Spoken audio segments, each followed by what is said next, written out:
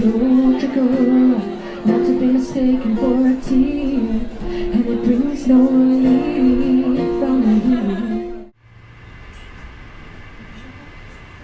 I bring their group their third round in 20 minutes. They're regulars, so they'll be here for as long as it takes for the sun to creep down the large, streak-stained windows at the front of the bar and beyond. Maggie, the only female, likes her Rioja in a large glass. Her skin is shaded you rarely see on TV. It's charcoal and it glows a deep purple in a dim, cheap lighting. I wonder what it would taste like if I licked it. Maybe some of it would come off on my tongue. The rest of the group are men. Two of them mixed half lagers with shots of sambuca as side orders, and the last man, built like a frickin' minotaur, sticks our offer of the day, a microbrew of ale mixed with raspberry cordial. They've pitched up at the table at the back, tucked into the corner, playing cards again. I asked them to stop. Gambling isn't allowed in here. They cried out in a chorus, "Hey man, join us." The Minotaur just laughed as he dismissed me as an unequal specimen of manhood with a flick of his eyes. They're still playing.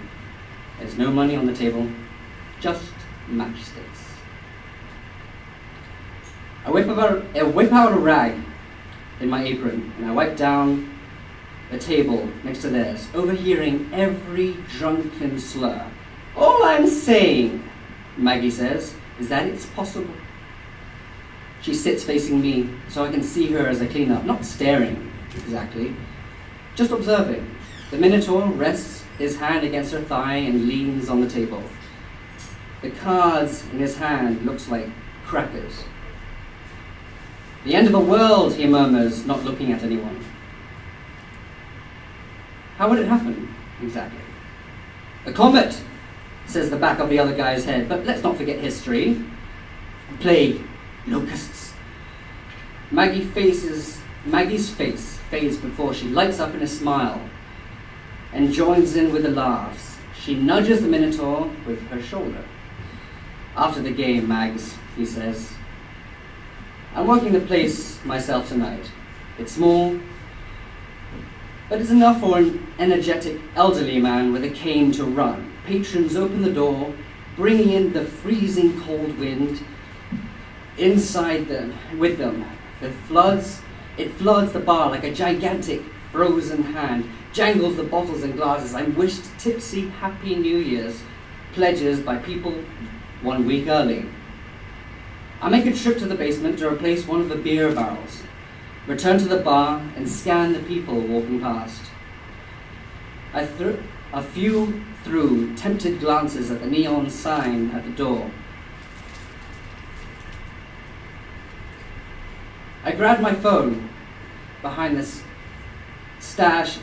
I grabbed my phone stashed behind a pile of paper coasters and looked again at job vacancies for a bouncer at a club across the street. Maggie comes to the bar by herself. "Same?" I asked. She always smiles at me with pity because I'm cross-eyed. I don't mind. I'm used to it. It helps that her smile meets her eyes. Shows that she really wants to help fix them, if she could, in an honest smile. Maybe she wouldn't fix them. In my loneliest thoughts, she's the type of girl that would have me as I am. I lean across the bar so I can hear her better. "What would you do if you had one day left to live?" she asks. Her breath is a blast from a furnace. I shrug. "I don't know. Maybe tell someone how much I like them." Her face twists into a grotesque parody of itself. I actually laughed out loud. "What would be the point?" she asked. "It'd be far too late. If they shoot you down, you'll have nothing to worry about, I guess. And if they didn't, the wine has transformed her eyes into diamonds. It was supposed to be a joke. "What are you guys playing?" I asked. They're playing poker. She hoists herself up, puts her into the bar stool as gracefully as he can.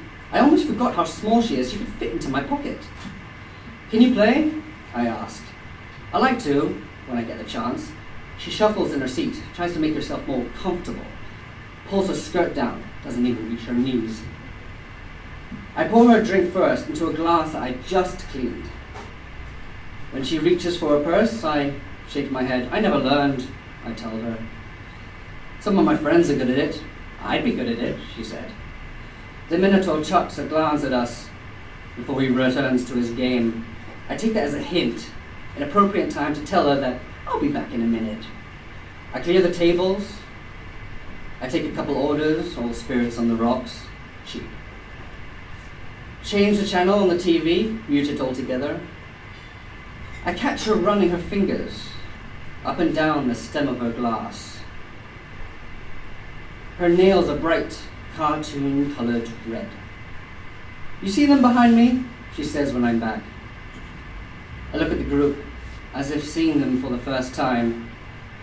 They're all undone their ties and unbuttoned their 2 top buttons on their shirts. I would tell them all what I really think of them. What's that then? I chance. She looks at me as if she's only just heard the question herself. Not very much.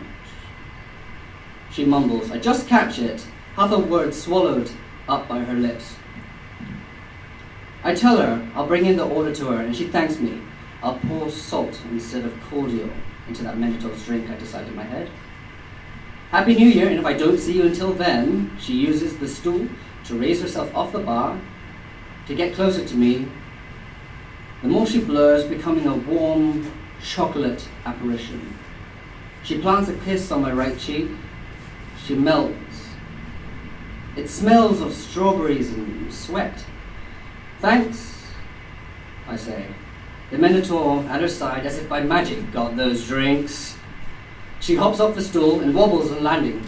He offers her arm, but she refuses it. I'll bring them over, I say again. He turns his back to me. On my break, I prop the heavy exit door open with my foot and suck down a cigarette. The wind wraps itself around me and pierces my skin, kick-starting my imagination. I head over to Maggie's table and casually punch the Minotaur on the head. One swift blow that wouldn't even leave a dent. He'd jump up first and his friends would follow, and they'd pummel me until I was dust. Maggie wouldn't see any of it. She would be outside watching the skies and wondering ways the world could end. On her last day on Earth, my coat draped across her shoulders, which would be way too big for her. I find the bar empty, except for Maggie's table, and ring the bell for last orders. Beside her empty wine glass was a business card and phone number. I'm blown away as the door opens, slapping me in the face with wintry gusts.